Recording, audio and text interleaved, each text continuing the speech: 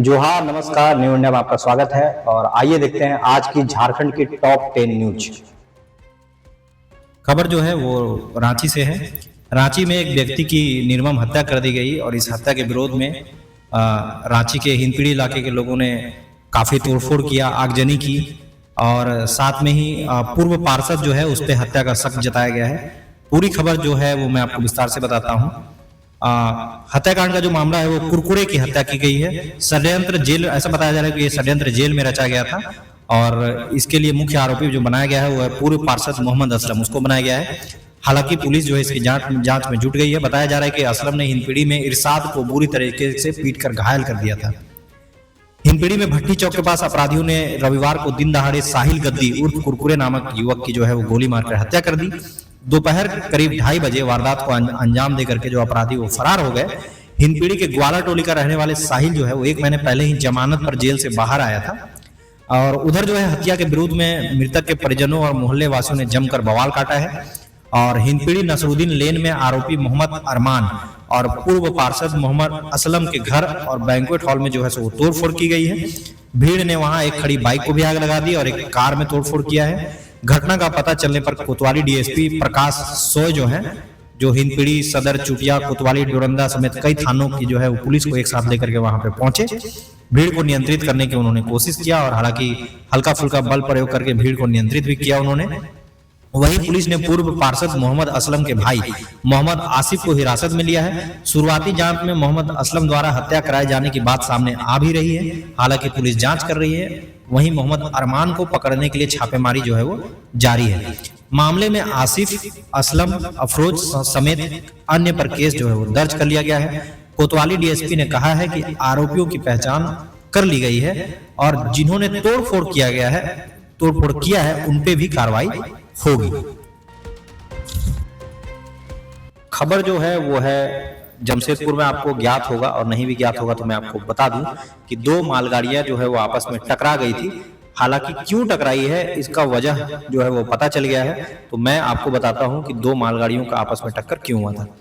बेपटरी मालगाड़ियों के पहियों की स्थिति से दुर्घटना के कारणों पर कई एंगल से मंथन जो है वो चल रहा था। अभी दक्षिणी पूर्वी रेलवे जोन में हादसे की उच्च स्तरीय जांच होनी बाकी है, लेकिन कुछ जो रिपोर्ट जो है मतलब प्राथमिक रिपोर्ट अभी आ गई है। रिपोर्ट के बाद कार्रवाई को लेकर के कयास जो है वो लगाया जा रहा है। आद्रा रेल मंडल के चांडिल स्टेशन से 200 मीटर पर शनिवार तड़के 2 मालगाड़ियों के टकराने की घटना जो है वो रेलवे की रिपोर्ट से आई हुई थी। संयुक्त टीम ने यह रिपोर्ट सौंपी है। सूत्रों ने बताया कि ट्रैक पर पॉइंट पर उछलने के कारण मालगाड़ी की कपलिंग जो है अतिरिक्त दबाव के कारण जो है खुल गई और इसके खुलने के बाद यह ट्रेन दूसरी लाइन से जा रही मालगाड़ी से टकरा गई और बेपटरी होकर के नीचे आ गई। हालांकि ये जो रिपोर्ट है वो प्रारंभिक जांच का रिपोर्ट है। डिटेल्स में जांच चल रही है और हाई लेवल की आपको रिपोर्ट बहुत जल्दी मिल जाएगी। तो अगर वजह की बात करें तो कपलिंग जो है वो खुल गई थी, जिसकी वजह से मालगाड़ी अपने लेन से उतर करके दूसरे लेन में चली गई थी और सामने से आ रही मालगाड़ी से वो उसकी आमने सामने से टक्कर हो गई थी। अगर आप शराब के शौकीन हैं और दारू और बियर पीने का शौक रखते हैं तो ये खबर आपके लिए है। झारखंड का शराब घोटाला कैसे एजेंसियों ने सरकार को लगाई 129 करोड़ रुपए की चपत, ये मैं आपको बताने जा रहा हूँ। मतलब झारखंड की एजेंसी जो पहले शराब बेचती थी, प्लेसमेंट एजेंसी, उन्होंने 129 करोड़ रुपए की झारखंड सरकार को चपत लगा दिया है और उन्होंने 129 करोड़ रुपए का बकाया है जो अभी तक उन्होंने पेमेंट नहीं किया है।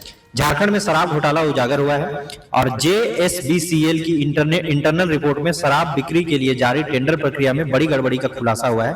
रिपोर्ट के मुताबिक प्लेसमेंट एजेंसियों ने सरकार को 129 करोड़ रुपए की चपत जो है वो लगा दी है। अभी तक झारखंड में खुदरा शराब की बिक्री के लिए जारी टेंडर प्रक्रिया के बीच प्लेसमेंट एजेंसियों द्वारा बड़ी गड़बड़ी किए जाने का खुलासा हुआ है। झारखंड राज्य बिवरेजेशन कॉर्पोरेशन लिमिटेड JSBCL की आंतरिक अंकेक्षण रिपोर्ट के अनुसार पूर्व में शराब बेच रही 7 प्लेसमेंट एजेंसियों ने सरकार को 129.55 मतलब लगभग 129 करोड़ रुपए की चपत लगा दी है। वहीं इनमें से सिर्फ एक कंपनी जिनका नाम है मेसर्स विजन हॉस्पिटलिटी सर्विसेज ने कुल 331 करोड़ रुपए की वसूली सरकार कर ली है। हालांकि शराब घोटाले की जांच में यह भी बात सामने आई है कि विजन हॉस्पिटलिटी और मार्सन इनोवेटिव ने 5-5 करोड़ रुपए की फर्जी बैंक गारंटी जमा कराई थी। ऐसे में विभाग इन कंपनियों की बैंक गारंटी भी जब्त नहीं कर सकती है। मतलब ये हालत है झारखंड सरकार की। मतलब पिछले 3-4 साल से या आप ये कह लें कि कोविड के बाद से जो भी एजेंसी शराब बेच रही थी, उन्होंने जो जमानत जमा किया था सरकार के पास, वो भी नकली निकली। मतलब सरकार इस तरीके की भी जांच अच्छे तरीके से कर नहीं पाती है, और 129 करोड़ की अभी बकाया है। और आप समझ सकते हो झारखंड की सरकार का ये कितना बड़ा फेलियर है कि मतलब एक तरह आप जनता को महंगे दामों में शराब बेच रहे हो। मतलब एक गरीब आदमी एक 10,000 का कोई लोन भी लेता है तो उसके घर जाके आप कुर्की जब्ती कर लेते हो, और आपका 129 करोड़ रुपए आप निकलवा नहीं पा रहे हो। प्लेसमेंट एजेंसी और प्राइवेट एजेंसी आपको बेवकूफ बना दे रही है। तो ये खबर थी झारखंड शराब घोटाले से जुड़ा हुआ। अगली खबर जो है वो भी झारखंड रेलवे से है। धनबाद से बेंगलुरु को जोड़ने वाली ट्रेन जो है वो क्यों बंद हो गई ये मैं आपको बताऊंगा। साथ ही साथ 2 और ट्रेनों पर खतरा मंडरा रहा है जो कि धनबाद से चलती है, वो भी बंद होने के कगार पे है।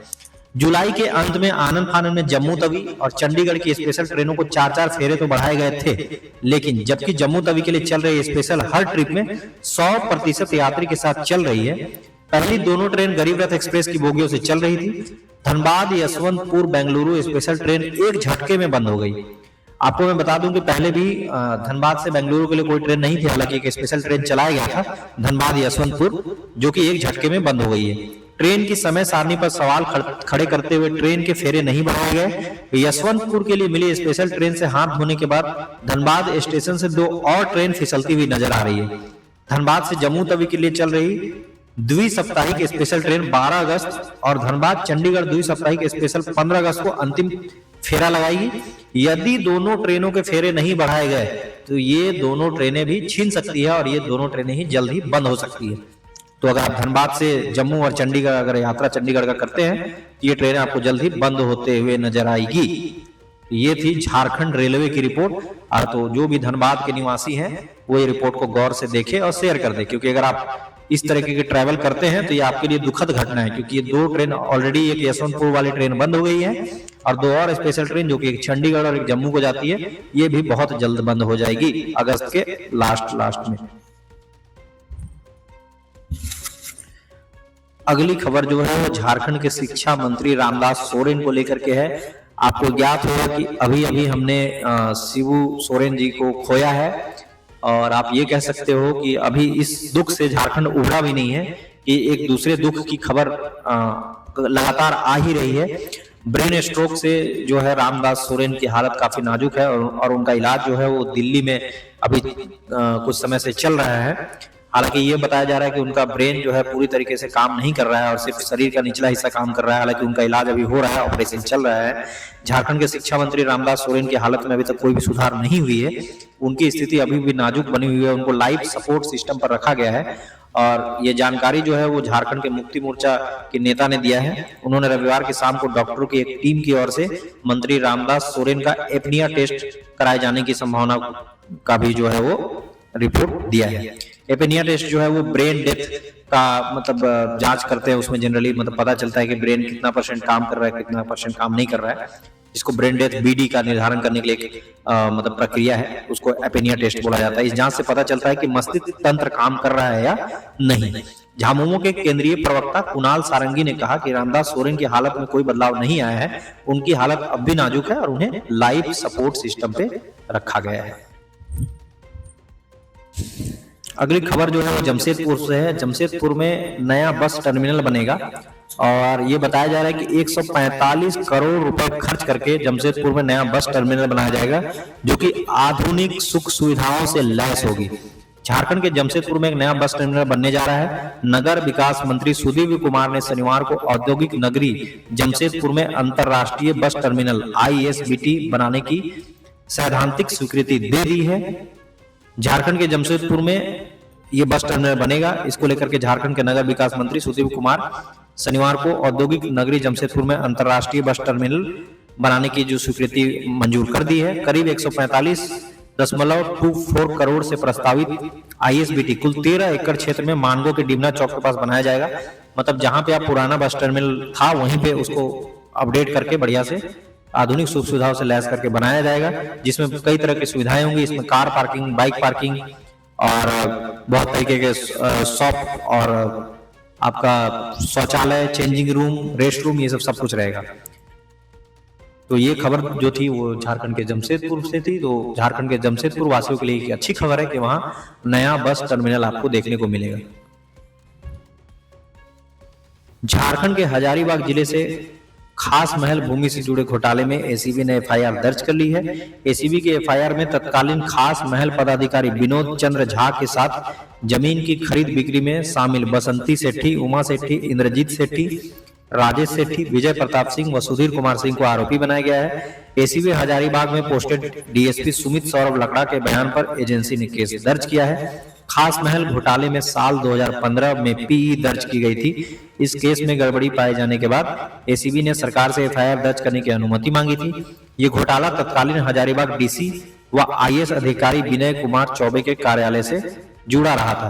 तो आप ये भी देख रहे होंगे कि लगातार विनय कुमार चौबे के खिलाफ बहुत सारे सबूत मिल रहे हैं। उनके घोटालों की जो है वो परत दर परत किताबें की जो है वो पन्ने खुल रहे हैं। तो ये है हमारे झारखंड के आईएएस और आईपीएस जो कि घोटालों में संलिप्त हैं। अगली खबर जो है वो झारखंड मैया समान योजना को लेकर के है।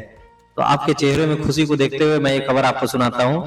झारखंड मैया समान योजना से जुड़ी खबर जो है, आपको पता होगा कि अभी कुछ ही दिन पहले सभी बहनों के अकाउंट में 2500 रुपए आई थी और 10 दिन के बाद ही दोबारा 2500 रुपए आपके खाते में डाल दी गई है। तो आप अपना अकाउंट जरूर चेक कर ले।